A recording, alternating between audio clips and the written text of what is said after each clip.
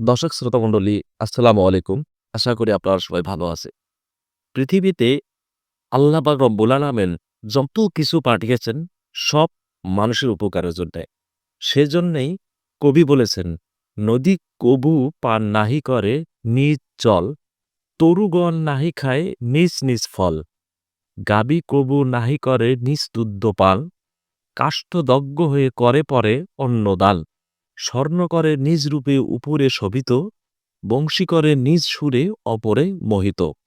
দর্শক, এর অর্থ হল নদী কবু পান নাহি করে নিজ জল। নদী কখনোই নিজের জল পান করে না। তরুগণ নাহি খায় নিজ নিজ ফল, অর্থাৎ গাছ কখনোই নিজের ফল বহন করেন না। গাবী কবু নাহি করে নিজ দুগ্ধ পান, গাবী কখনোই নিজের দুধ পান করে না।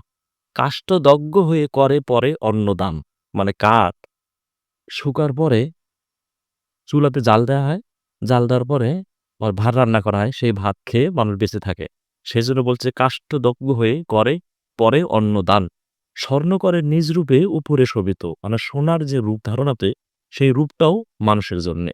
বংশী করে নিজ সুরে অপরে মোহিত, মানে বাঁশির যে সুরটা সেই সুরটাও মানুষের জন্যে।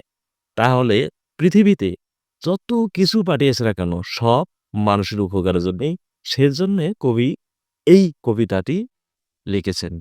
নদী কবু পান নাহি করে নিজ জল, তরুগণ নাহি খায় নিজ নিজ ফল।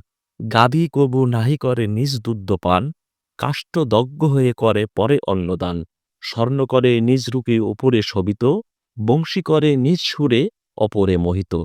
তো দর্শক, আজকে এ পর্যন্তই। ভালো থাকবেন, সুস্থ থাকবেন। খোদা হাফেজ।